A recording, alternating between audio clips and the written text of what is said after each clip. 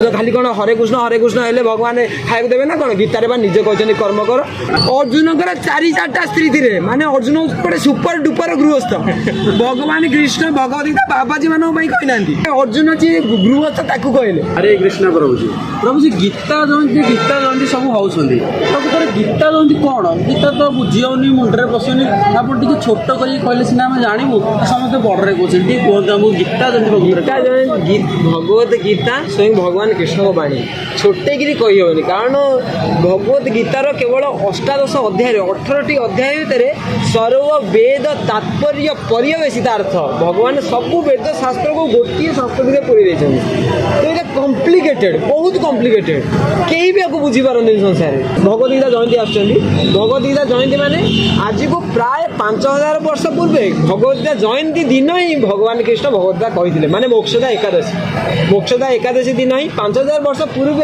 भगवान भगवत गीता क्या कहते अर्जुन को कहते तो भगवत गीता जमीती हिमेश रश्मिया गीत जो बाची कौन कौच हिमेश रश्मिया गीत टे लगे ओडिया पी लोग हिमान हाई गीत टे लगा तो हिमान सागर जो गीत गाँव कौन से हिमान सागर गीत हो जाए हिमेश रश्मिया जो गीत गाँव हिमेश रश्मिया गीत हो जाए सेमती जिते भगवान गीत गाइले सी गला कौन भगवत गीता आदिगुरु शंकराचार्य कहते एकम शास्त्र देवकी पुत्रम गीतम गोटे ही शास्त्र जी सबू शास्त्र सार सी हूँ कौन देवकी पुत्र गीत माने देवकी पुत्र जी हूँ किए वासुदेव कृष्ण सी जो गीत गाइले ता ना हूँ भगवत गीता जी हूँ सर्व वेद तात्पर्य पर्यवेशित अर्थ सब वेद तात्पर्य अच्छे एवं गीत जन शुणे कौन गीत कौन शुणे मनोरंजन टेंशन हो गले माइंड टे झमा लगे फेसला इयरपोर्टा दे मुझे शुणी सेमती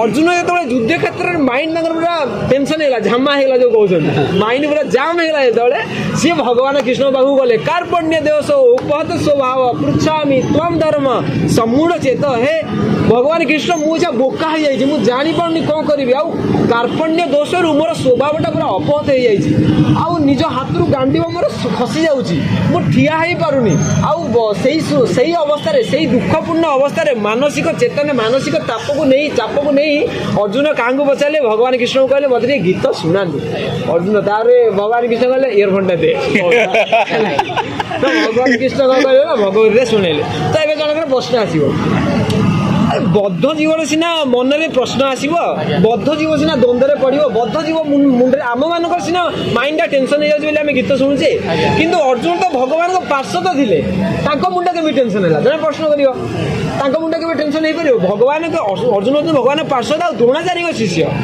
भगवान भगवत गीता जो आत्मा विषय कहले मन विषय कहले इंद्रिय विषय कहले द्रोणाचार्य इंस्टीट्यूट रू कौन अर्जुन पढ़ी ना द्रोणाचार्य घर पढ़ी थे कहले कौन भाई टाइम कहीं वेस्ट कले बाड़ाबाड़ी करते दी तीन मारिक पकई दी अर्जुन कौन भाई ना भगवान अर्जुन को भगवत कही ना भगवान आम भाई भगवत कहते अच्छा भगवान कौन भाई भगवत कहले एटा शुण भगवान कौन भाई आसती कौन कहते अरे महाभारत सीरियल देखे ना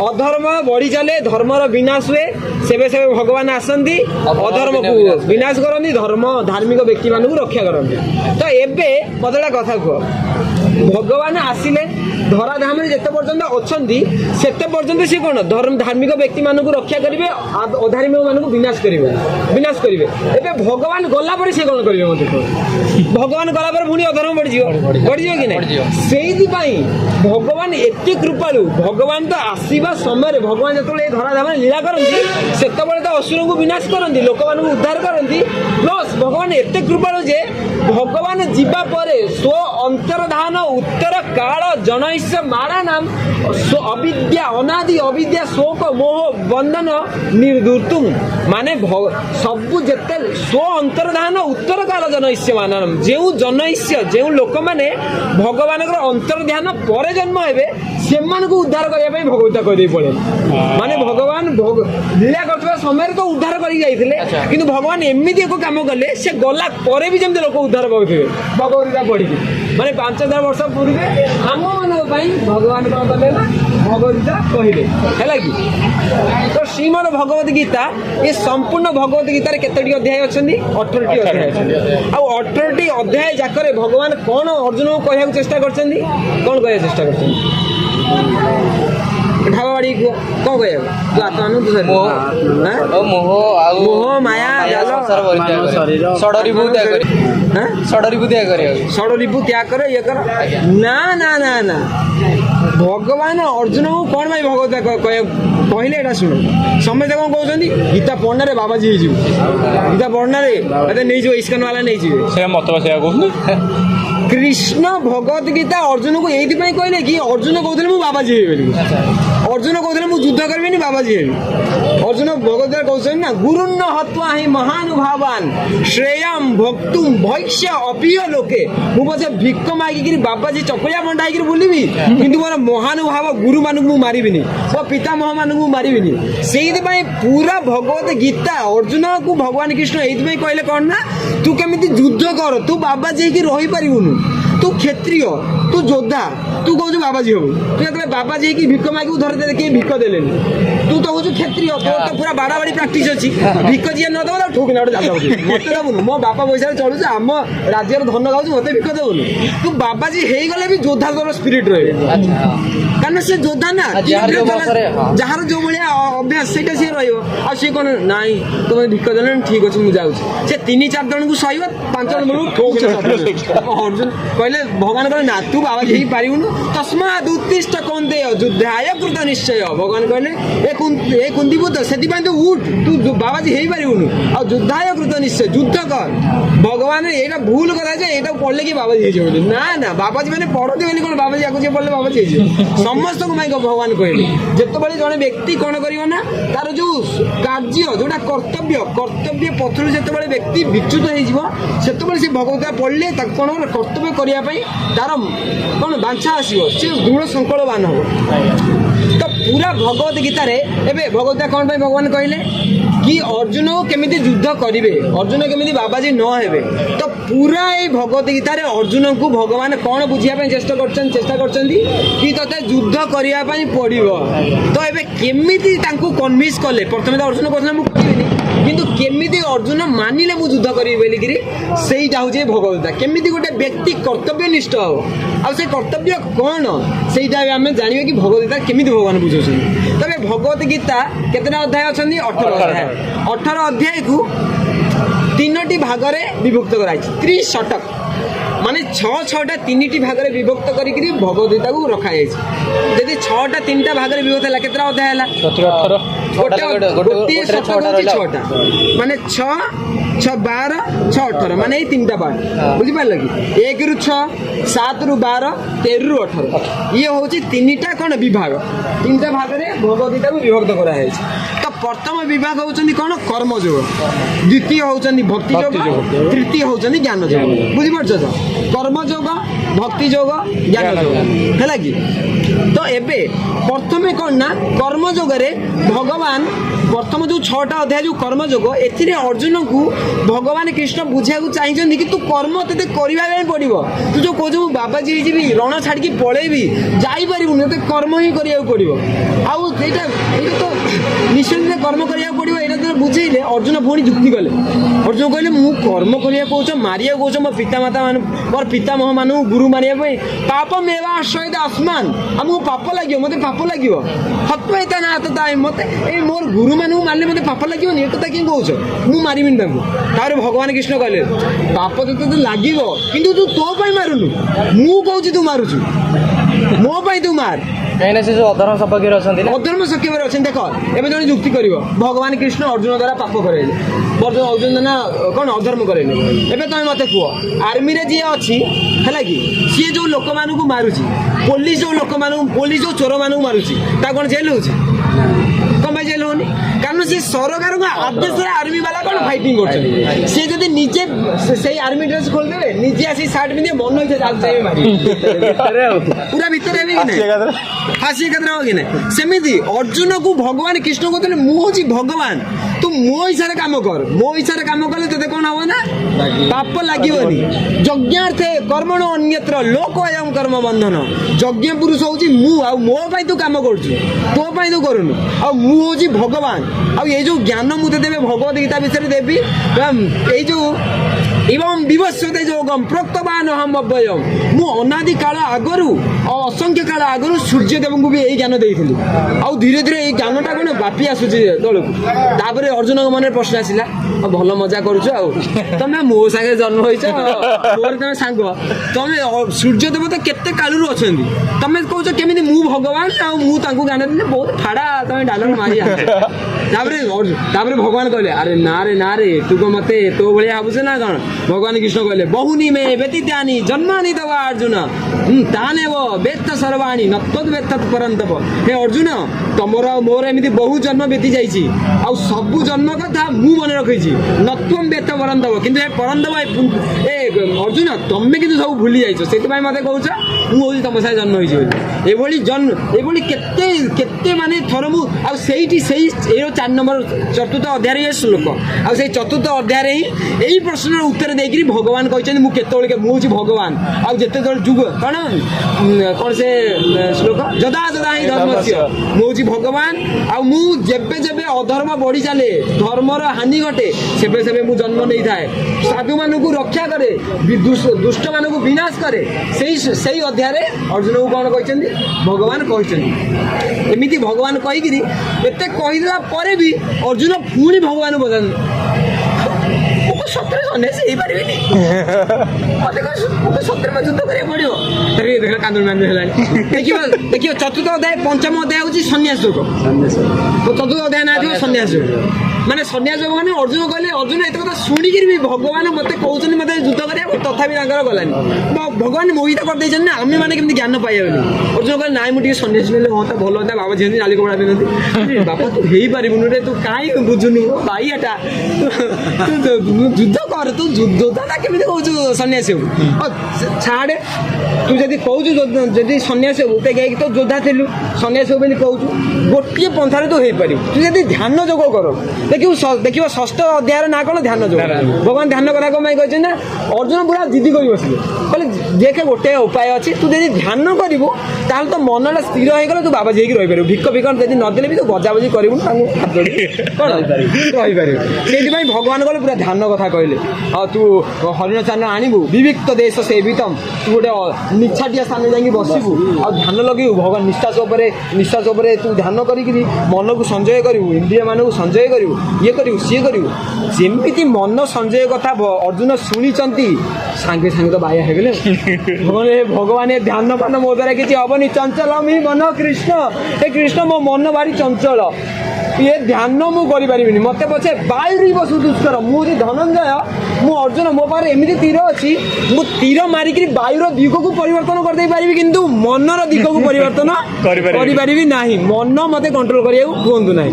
ତ ଭଗବାନ କହିଲେ ଆଉ ଠିକ ଅଛି ମୁଁ ତ ସେଇ କଥା କହୁଥିଲି ତୁ କରିପାରିବୁନି ତୁ ବାଧ୍ୟ କଲୁ ମୁଁ ଧ୍ୟାନ ଯୋଗଟା କହିଲେ ଟାଇମ ଲସିଲା 5 ମିନିଟ୍ ହେଲା କି ସେଇଥିପାଇଁ ଯୋଗୀ ନାମ ବି ସର୍ବେଶା ମଦଗତ ଅନ୍ତରାତ୍ମନା ଶ୍ରଦ୍ଧାବାନ ଭସତେ ଯୋ ମାମ୍ ସମୟ ଯୁକ୍ତ ତମ ମତ ଯେତେ ସବୁ ଯୋଗୀ ଅଛନ୍ତି ଯେଉଁମାନେ ସବୁ ଧ୍ୟାନ କରୁଛନ୍ତି ତାଙ୍କ ଭିତରେ ଶ୍ରେଷ୍ଠ ହେଉଛି ସିଏ ଯିଏ ମୋର ଭକ୍ତ ମୋ କଥା ଅନୁଯାୟୀ କାମ କରେ। ଏଇଟା କ'ଣ 6ଠ ଅଧ୍ୟାୟ ଯାଇ ପଳେଇଲା ଏବେ ପ୍ରଥମ 6ଟା ଅଧ୍ୟାୟ ପଳେଇଲା କ'ଣ ଭଗବାନ ଖାଲି କହିଲେ ତୁ କର୍ମ କର କାହା ପାଇଁ କର୍ମ କର ମୋ ପାଇଁ କର୍ମ କର ତାହେଲେ ଯେତେ କ'ଣ କର୍ମ ଫଳ ସବୁ ଇଏ କହନ୍ତି ଭଗବତ ଗୀତାରେ ଭଗବାନ କହିଛନ୍ତି କର୍ମ କର ତମେ କହୁଛ ଖାଲି କ'ଣ ହରେ କୃଷ୍ଣ ହେଲେ ଭଗବାନ ଖାଇବାକୁ ଦେବେ ନା କ'ଣ ଗୀତାରେ ବା ନିଜେ କହିଛନ୍ତି କର୍ମ କର ପ୍ରଥମ 6ଟା ଅଧ୍ୟାୟର ନାଁ ହେଉଛି କର୍ମଯୋଗ। ଆରେ କର୍ମ କର କାହା ପାଇଁ କର୍ମ କରିବେ ବୋଲି କହିଛନ୍ତି କୃଷ୍ଣଙ୍କ ପାଇଁ। ଭାବ ମୁଁ ତମକୁ 10 ଟଙ୍କା ଦେଇକିରି ପଠେଇବି ଯାହା ସେଠୁ ଆମର କ'ଣ ଟେଷ୍ଟ ଗୋଟେ ଆଣିକିରି ତମେ ସେ 10 ଟଙ୍କା ନେବ ଗୁଟୁଆ ଖାଇଦେବ ମାନେ ମୁଁ ତମକୁ 10 ଟଙ୍କା ଦେଇକିରି ପଠେଇଲି କ'ଣ ମୋ କାମ କରିବା ପାଇଁ। ମୁଁ 10 ଟଙ୍କା ଦେଇଛି ମାନେ କାହା କାମ କରିବାର ଥିଲା? ମୋ କାମ କରିବାର ଥିଲା। କିନ୍ତୁ ତମେ ନିଜ କାମ କରିଦେବ, ମାରଟି ଖାଇବ କି ନାହିଁ, ଗାଳିଟି ଶୁଣିବ କି ନାହିଁ। ସେମିତି ଭଗବାନ ଆମକୁ ତାଙ୍କ ଶକ୍ତି ଦେଇକିରି ଏ ଜଗତକୁ ପଠେଇଛନ୍ତି। ତ ଭଗବାନ ଆମକୁ ଯେତେବେଳେ ତାଙ୍କ ଶକ୍ତି ଦେଇକି ଏ ଜଗତକୁ ପଠେଇଛନ୍ତି, ଆମେ କାହା କାର୍ଯ୍ୟ କରିବା ଦରକାର? ଭଗବାନଙ୍କ କାର୍ଯ୍ୟ କରିବା ଦରକାର। ଆମେ ଏବେ କ'ଣ କରୁଛେ? ଆମରି କାର୍ଯ୍ୟ କରୁଛେ। ବୁଝିପାରିଲ କି ନାହିଁ? ତ ସେମିତି ତ ଭଗବାନ କହିଲେ ତ ଏବେ 6ଟା ଅଧ୍ୟାୟରେ ଭଗବାନ ବୁଝେଇଥିଲେ ଯେ କର୍ତ୍ତବ୍ୟ କରିବାକୁ ପଡ଼ିବ। ଆଉ ମୋ ପାଇଁ ମୁଁ କହୁଛି ତୁ ଯୁଦ୍ଧ କର। ତାପରେ ଏବେ କ'ଣ ଆସୁଛି? ଆଉ ନେକ୍ସଟ 6ଟା ଅଧ୍ୟାୟରେ ନା କ'ଣ? ଭକ୍ତି ଯୋଗ। ସେଥିରେ ଭଗବାନଙ୍କର ନିଜର ମାହାତ୍ମ୍ୟ ବର୍ଣ୍ଣନା କରିଛନ୍ତି। ଭଗବାନ କହିଲେ ମୁଁ ଯଦି ୟାକୁ ମୋ ବିଷୟରେ ନ କହିବି ଇଏ ମୋର ଭକ୍ତି କରିବ କେମିତି? ନିଜର ଗୁଣଟା କହିଛନ୍ତି। ହଁ, ନିଜ ଗୁଣ ତାପରେ କହିଛନ୍ତି। ଭଗବାନ କହିଛନ୍ତି ମତ ପରତର ନାନ୍ୟ କିଞ୍ଚିତ୍ ଅସ୍ତି ଧନଞ୍ଜୟ। ହେ ଧନଞ୍ଜୟ, ମୋ ଠାରୁ ବଡ଼ ଏ ଜଗତରେ କେହି ନାହାନ୍ତି, ମୁଁ ହିଁ ସର୍ବ। ଯାହାର ଅର୍ଜୁନ ପଚାରିଲେ ଆଉ ଦେବାଦେବୀ କାହିଁ ଲୋକ ସବୁ ପୂଜା କରୁଛନ୍ତି ତମେ ଯଦି ବଡ଼? ତାର ଭଗବାନ କହିଲେ ଆରେ ଅହମ୍ ଆଦି ଦେବା ନାମ, ମୁଁ ହେଉଛି ସବୁ ଦେବତା ମାନଙ୍କର ଆଦି। ଏମାନେ ସବୁ ଭୁଲରେ ଯାଇକି ପୂଜା କରୁଛନ୍ତି ତାଙ୍କୁ। କହିଲେ ଆଉ ତାପରେ ଅର୍ଜୁନ ପଚାରିଲେ ତମେ ଲୋକମାନେ କ'ଣ ପାଇଁ ଜାଣିପାରୁନାହାନ୍ତି? ନା ଲୋକମାନେ ସାଧାରଣ ଲୋକମାନେ ମତେ ଜାଣିପାରିବନି। ଯୋଗ ମାୟା ସମାବୃତ ମୂଢ଼ ଅୟମ୍ ନା ବି ଜାନାନ୍ତି ଲୋକ ମାମ୍ ମଜମବ୍ୟୟମ୍। ମୁଁ ହେଉଛି ଗୋଟେ ଅଜ, ମୁଁ ହେଉଛି ପରମ ପୁରୁଷ ଭଗବାନ। ମୁଁ କ'ଣ କରୁଛି? ଯୋଗ ମାୟା ଦ୍ୱାରା ତାଙ୍କ ଜ୍ଞାନକୁ ଆବୃତ କରି ରଖିଦେଇଛି। ସେଇଥିପାଇଁ ସେମାନେ ମୋତେ ଚିହ୍ନି ପାରୁନାହାନ୍ତି। ସିଏ କହୁଛନ୍ତି କୃଷ୍ଣ ତ ରାସଲୀଳା କରିଥିଲେ, ମୁଁ ବି ରାସଲୀଳା କରିଥିଲି। ସିଏ ତ କୃଷ୍ଣ, ସିଏ ମୋତେ ଭଗବାନ ବୋଲି ମାନୁ ହିଁ ନାହାନ୍ତି। କାରଣ ମୁଁ କ'ଣ କରୁଛି? ଆଚ୍ଛାଦନ କରି ରଖିଦେଇଛି। ମୁଁ ଜଣେଇବାକୁ ହିଁ ଚାହୁଁନି। ଦେଖିବ କେତେ ସବୁ ଲୋକ ଦାନ କରିବାକୁ ଆସନ୍ତି ମନ୍ଦିରକୁ, ସେ କେବେ ଚାହିଁବେନି କି ମୋତେ ଜାଣନ୍ତୁ ବୋଲି। କ'ଣ ପାଇଁ ନା ସେ ଏତେ ଦାନୀ, ଏତେ ଧନ୍ୟବାନ। ସେ ଦାନ କରିଦେଇ ତାଙ୍କର ଏତେ ମହାନତା ଅଛି କି ମୋ କଥା କେମିତି ଯେମିତି କେହି ନ ଜାଣନ୍ତି। ଗୋଟେ କଥା ଅଛି, ଡାହାଣ ହାତରେ ଦାନ ଦେବ ଯେମିତି ବାଁ ହାତ ତମର ଜାଣିବନି। ଏଇଟା ହେଉଛି ଲୋକର ମହାନତା। ସେମିତି ଭଗବାନଙ୍କର ଏଇଟା ହେଉଛି ମହାନତା। ଭଗବାନ ଚାହୁଁଛନ୍ତି କି ଏ ଦୁନିଆର ଲୋକ ମୋତେ କେମିତି ନ ଜାଣନ୍ତି। ତମ ସହିତ ମୋତେ ଭଜନ କରିବେ, ମୋତେ ମୋ ମୁଣ୍ଡଟା ଖାଲି ଖରାପ ହେବ। ମୋତେ ମୋ ପୁଅ କାହିଁ ବାହା ହେଲାନି, ମୋ ଝିଅ କାହିଁ ବାହା ହେଲାନି, ତମେ ଯାଅ ଭାଇ ଅଲଗା ଦେବାଦେବୀ ପାଖକୁ ଯାଅ। ମୋତେ ମୋ ପାଖକୁ ଆସିଲେ ମୁଁ ତମ ଏଇ ସଂସାରରୁ ବାହାର କରି ନେଇ ପଳେଇବି। କହୁଛି ପରମ ପୁରୁଷ ଭଗବାନ, ହେଲା କି? ତ ଏଇଟା କହିକିରି କହିଲେ ମୋର ହିଁ ଭଜନ କରିବାର ଅଛି। ମତେ ବାସୁଦେବମ୍ ସର୍ବମିତି ସମହାତ୍ମା ସୁଦୃଢ଼ବମ୍। ବହୁ ନାମ ଜନ୍ମ ନାମନ୍ତେ, ବହୁତ ସାରା ଜନ୍ମ ବିତିଲା ପରେ ଯିଏ କ'ଣ ବୁଦ୍ଧିମାନ ବ୍ୟକ୍ତି ସିଏ ହିଁ ଜାଣିପାରେ କି ମୁଁ ହେଉଛି ସର୍ବଶ୍ରେଷ୍ଠ, ଆଉ ମୋର ହିଁ ଭଜନ କରେ, ମୋତେ ହିଁ ଭକ୍ତି କରେ। ତାପରେ ପୁଣି କ'ଣ କଲେ ନା ଅର୍ଜୁନ ଧରି ପକେଇଲେ। ମୁଁ ତ ସେଇ କଥା ମୂଳରୁ କହୁଛି କି ମୁଁ ବାଜି ହେବି, ମୁଁ ଯୁଦ୍ଧ କରିବିନି, ଆପଣଙ୍କ ଭକ୍ତି କରିବି। ତାପରେ ଭଗବାନ କହିଲେ ଭଲ, ତୁ ତ ମୋରି ଭକ୍ତ ହେଇକିରି ମୋତେ ପାଠ ପଢ଼େଇବ, ମୋରି ପିଲା ମୋତେ ମିଆଉ ଯାଇନି। ମୁଁ ତ ତେବେ ବୁଝିଲି ମୋରି ଭୁଣି ପଛରେ ପଡ଼ିଲ। ଆରେ ମୋର ଭକ୍ତି କରିବୁ କେତେବେଳେ? ମୋ ସେବାଟା କଲେ ସିନା ମୋର ଭକ୍ତି କରିବୁ। ମୁଁ କହୁଛି ଯୁଦ୍ଧ କର, ହେଲା କି? ତୁ ଯୁଦ୍ଧ କରିକି ନ କରିକି କହୁଛୁ ମୁଁ ଭକ୍ତି କରିବି ଆବାଜ ହେଇକି। ଯେମିତି ବାପା କହିଲେ ମୋ ପାଇଁ ପାଣି ଗ୍ଲାସ୍ ନେଇ ଆସ, ପାଣି ଗ୍ଲାସ୍ ନ ଆଣି ତେଣୁ ବାପା ମୋର କେତେ ବଡ଼, ମୋତେ ପଇସା ଦଉଛନ୍ତି, ମୋତେ ବୁଲେଇ ନେଉଛନ୍ତି, ମୋ ବାପା ହେଉଛନ୍ତି ଭଗବାନ, ମୋର ପୂଜ୍ୟ। ସେ ବାପା ତଣ୍ଟି ଶୁଖିଲେ ପାଣି ଟିକେ ଦଉନୁ ନା। ସେବା ବାପାର ନ କରିକି ଯଦି ବାପାକୁ କ'ଣ ଭଲ ପାଇବ, ଖାଲି ସ୍ତୁତି କରିବ, ଧୂପ ବୁଲେଇବ, ବାପା କ'ଣ ଖୁସି ହେବ? ସେମିତି ଭଗବାନଙ୍କ ସେବା ନ କରିକିରି ଯଦି କହିବ ମୁଁ ଭକ୍ତି କରିବି, ହବନି। ସେଇଥିପାଇଁ ଭଗବାନ କ'ଣ କହିଲେ? ଆରେ ମୁଁ ତତେ 6ଟା ଅଧ୍ୟାୟରେ ନିଷ୍କାମ କର୍ମଯୋଗ ମାନେ ଯାହା ହେଉଛି ସେବା, ମୋ ସେବା କଥା ତତେ କହିଦେଲି। ମୋ ସେବା କ'ଣ? ମୁଁ କହୁଛି ଯୁଦ୍ଧ କର, ଏଇଟା ହେଉଛି ସେବା। ଆଉ ଏ ସେବା କରି ତତେ କ'ଣ ମୋର ଭକ୍ତି ପ୍ରାପ୍ତ ହେବ। ମାନେ ଯେମିତି ବାପାର ସେବା କଲେ ବାପା ପ୍ରତି କ'ଣ ସ୍ନେହ ଆସେ, ପ୍ରେମ ଆସେ, ଭକ୍ତି ଆସେ, ସେମିତି ମୁଁ କହୁଛି ମୋର ସେବାଟା କରିଦେ। ସେଇଥିପାଇଁ ଆମେ ମଠ ମନ୍ଦିରରେ ସେବା କରୁଛେ। କ'ଣ ମାନେ ଭଗବାନଙ୍କର ସେବାଟା କଲେ କ'ଣ ହେବ ନା ଭଗବାନଙ୍କ ପାଇଁ ଭକ୍ତି ଆସିବ। ସେଇଥିପାଇଁ ପ୍ରଥମେ ଭଗବାନ କ'ଣ କହିଲେ? ନିଷ୍କାମ କର୍ମଯୋଗ କଥା 6ଟା ଅଧ୍ୟାୟରେ କହିଲେ, ସେବା କଥା କହିଲେ। ଏଇ ନିଷ୍କାମ କର୍ମଯୋଗ ମାନେ ସେବା କରିବା ଦ୍ୱାରା କ'ଣ ହେବ ନା ଗୋଟେ ବ୍ୟକ୍ତିର ହୃଦୟ ଶୁଦ୍ଧ ହେବ, ଆଉ ତାର ଭକ୍ତି ଆସିବ। ଆଉ ସେ ଯେଉଁ ମଝି 6ଟା ଅଧ୍ୟାୟ ଅଛି ଭକ୍ତି ଯୋଗ, ତାକୁ ସେ ବୁଝିପାରିବ। ବୁଝିପାରୁଛ କି ନାହିଁ? ତାପରେ ଭଗବାନ କହିଲେ, ଭଗବାନ ତାଙ୍କର ସବୁ ଐଶ୍ୱର୍ଯ୍ୟ ବିଷୟରେ କହିଲେ। ଅର୍ଜୁନ କହିଲେ ମୋତେ ଟିକେ ଆପଣଙ୍କ ଐଶ୍ୱର୍ଯ୍ୟ ଶୁଣିବାକୁ ଭାରି ଇଚ୍ଛା ହେଉଛି, ମୋତେ ଟିକେ କଥାୟ, ମୋତେ ଟିକେ କୁହନ୍ତୁ। ତାପରେ ଭଗବାନ ନିଜ ଐଶ୍ୱର୍ଯ୍ୟ କହିଲେ, ଆଦିତ୍ୟା ନାମ ଅହମ୍ ବିଷ୍ଣୁ। ଏସବୁ ଆଦିତ୍ୟ ମାନେ ଅଛନ୍ତି, ତାଙ୍କ ଭିତରେ ମୁଁ ହେଉଛି ଭଗବାନ ବିଷ୍ଣୁ। ରୁଦ୍ରା ନାମ ଶଙ୍କର ଚାସ୍ମି, ଆଉ ରୁଦ୍ରମାନଙ୍କ ଭିତରେ ମୁଁ ହେଉଛି ଶିବଜୀ ଶଙ୍କର। ମାନେ ଭଗବାନ କୃଷ୍ଣଙ୍କ ଠାରୁ ହିଁ ସମସ୍ତେ ଆସିଛନ୍ତି। ତ ଯେତେ ସବୁ ଯଦ୍ ବିଭୂତି ମତ୍ସତ୍ୱମ୍ ଶ୍ରୀମଦ ଉର୍ଜିତମେବ ବା ତମ୍ ତମ୍ ଏବାକ୍ଷତ୍ୱମ୍ ମମ ତେଜଂଶ ସମ୍ଭବ। ଯେତେ ସବୁ ଶ୍ରେଷ୍ଠ ବସ୍ତୁ ଏ ଦୁନିଆରେ ଦେଖୁଛ, ତମେ ଜାଣ ଯେ ସେମାନେ ସବୁ ମୋ ଠାରୁ ଆସିଛନ୍ତି।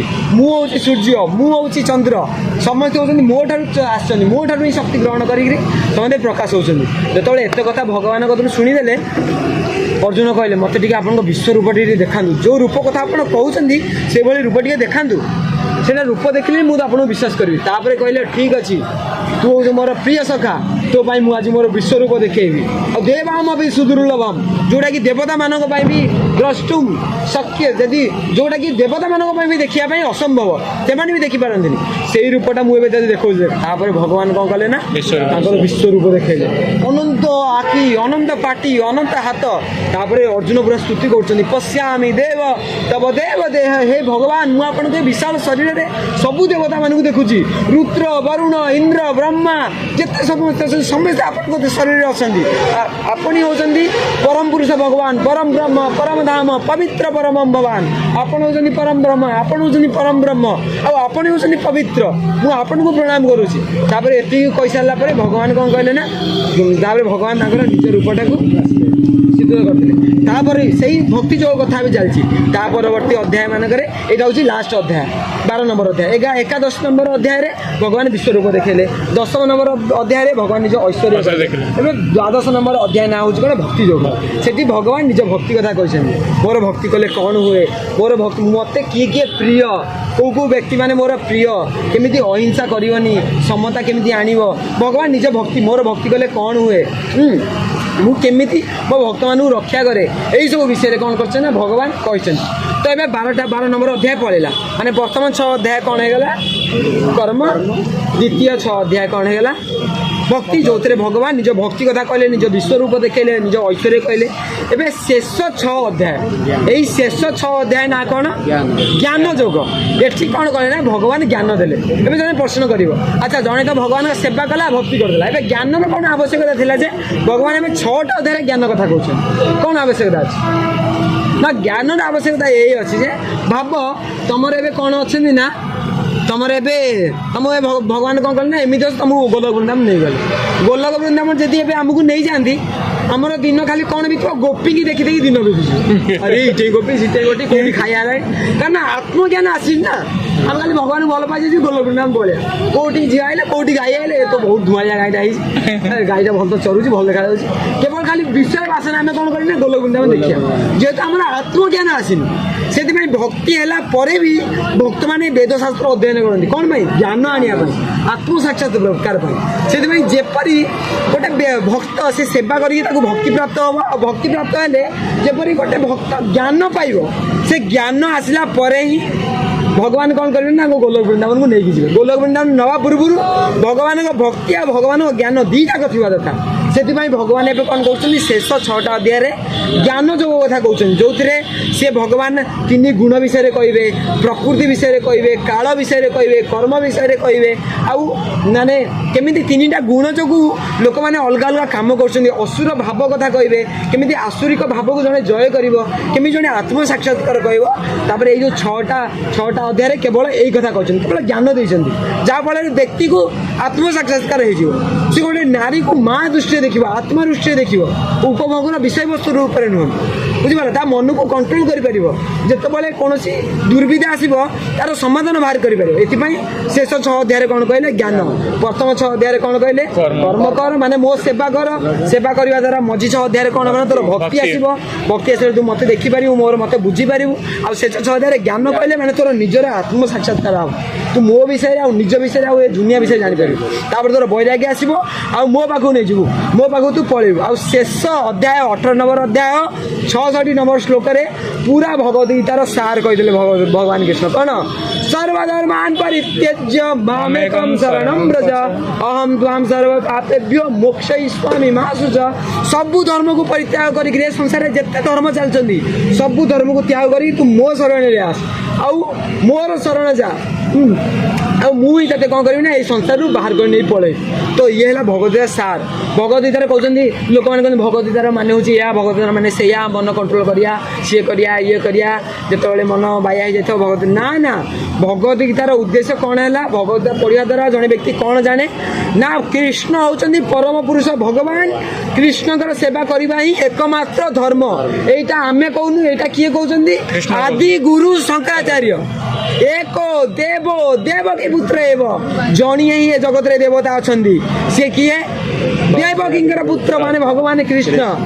ଏକ ମନ୍ତ୍ର ତସ୍ୟ ନାମାନି ୟାନି ଆଉ ଗୋଟିଏ ଏ ଜଗତରେ ମନ୍ତ୍ର ତାଙ୍କର ନାମ ହରେ କୃଷ୍ଣ हरे कृष्ण कृष्ण कृष्ण हरे हरे हरे राम राम राम हरे हरे ଆଉ କର୍ମାପି ଏକମ୍ ଏଇ ଜଗତରେ ଗୋଟିଏ ହିଁ କର୍ମ ଆଉ ସେ କ'ଣ ତସ୍ୟ ଦେବାପି ସେବା ଆଉ ସେଇ ଭଗବାନଙ୍କର ସେବା କରିବା ସେଇ ଭଗବାନଙ୍କର ସେବା କରିବା ହିଁ କ'ଣ ହେଉଛି ଗୋଟିଏ ହିଁ ଧର୍ମ ଜଣେ କହିବ ମୁଁ ତ ଗୃହସ୍ଥ ମୁଁ ଗୃହସ୍ଥ ହେଇକିରି ଭଗବାନ କେମିତି ସେବା କରିବି ଆରେ ଭଗବାନ ଭଗବତ ଗୀତା କାହାକୁ କହିଲେ ଅର୍ଜୁନକୁ କହିଲେ ଅର୍ଜୁନଙ୍କର 4-4ଟା ସ୍ତ୍ରୀ ଥିଲେ ମାନେ ଅର୍ଜୁନ ହେଉଛି ଗୋଟେ ସୁପର ଡୁପର ଗୃହସ୍ଥ ଭଗବାନ କୃଷ୍ଣ ଭଗବତ ଗୀତା ବାବାଜୀ ମାନଙ୍କ ପାଇଁ କହିନାହାନ୍ତି ଗୋଟେ ଅର୍ଜୁନ ଯିଏ ଗୃହସ୍ଥ ତାକୁ କହିଲେ ତ ଭଗବତ ଗୀତା କାହାଙ୍କ ପାଇଁ ଗୃହସ୍ଥ ବାବାଜୀ ମାନଙ୍କ ପାଇଁ ନୁହଁ ସମସ୍ତଙ୍କ ପାଇଁ ସେଥିରେ ଗୃହସ୍ଥୀ ବି ଆସୁଛନ୍ତି ଅର୍ଜୁନ ଏ କଥା ବି ପଚାରୁଛନ୍ତି ମୁଁ ତ ଆଜ୍ଞା ଗୃହସ୍ଥ ମୁଁ କେମିତି ଆପଣଙ୍କ ଭଜନ କରିବି ଆପଣ କହୁଛନ୍ତି କ'ଣ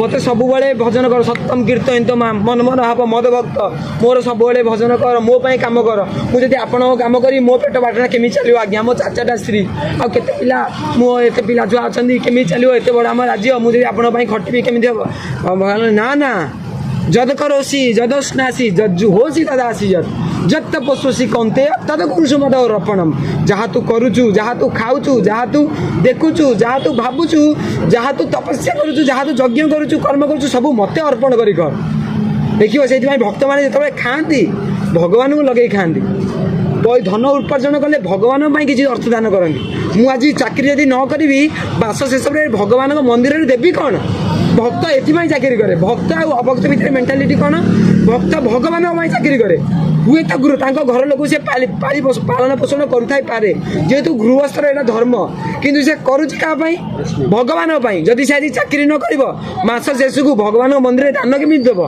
ଭଗବାନଙ୍କ ପାଇଁ ଭୋଗ କେମିତି ଲଗେଇବ ଭଗବାନଙ୍କୁ ପୂଜା କେମିତି କରିବ ତ ଭଗବାନ କହିଲେ ତୁ ଗୃହସ୍ଥ ହେଇକି ମୋ ପାଇଁ କର୍ମ କର ମୋ ପାଇଁ କର୍ମ କଲେ କ'ଣ ହେବ ନା ତୋର ଭକ୍ତି ଆସିବ ଭକ୍ତି ଆସିଲେ ତୋର ଜ୍ଞାନ ଉଦୟ ହେବ ଜ୍ଞାନ ଉଦୟ ହେଲେ ଏଇ ଯେଉଁ ଦୁଃଖାଳୟ ସଂସାର ଏଇ ସଂସାରରୁ ତ କ'ଣ ଉଦ୍ଧାର ପାଇକି ମୋ ପାଖକୁ ପଡ଼ିବ ଆଉ ଇଏ ହେଉଛନ୍ତି ସବୁ ସମସ୍ତ ଭଗବତ ଗୀତାର ସାର ହେଲା कृष्ण हरे कृष्ण